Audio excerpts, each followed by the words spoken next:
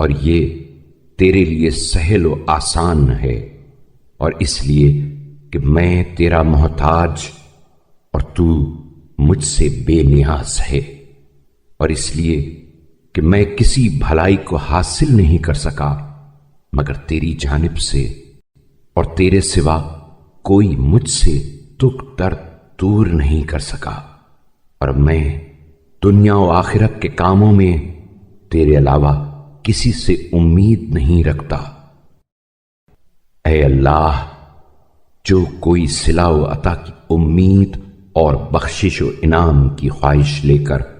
کسی مخلوق کے پاس جانے کے لیے کمر بستہ و آمادہ اور تیار و مستعد ہو، تو اے میرے مولا و آقا، آج کے دن میری آمادگی و تیاری اور سر و سامان کی فراہمی و مستعدی تیرے عفو و عطا کی امید اور بخشش و انعام کی طلب کے لیے ہے، لہذا اے میرے معبود، تو محمد صلی اللہ علیہ وآلہ وسلم اور ان کی آل پر رحمت نازل فرما، اور آج کے دن میری امیدوں میں مجھے ناکام نہ کر۔ اے وہ جو مانگنے والے کے ہاتھوں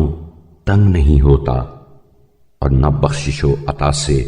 جس کے ہاں کمی ہوتی ہے، میں اپنے کسی عمل خیر پر جسے آگے بھیجا ہو اور سوائے محمد صلی اللہ علیہ وآلہ وسلم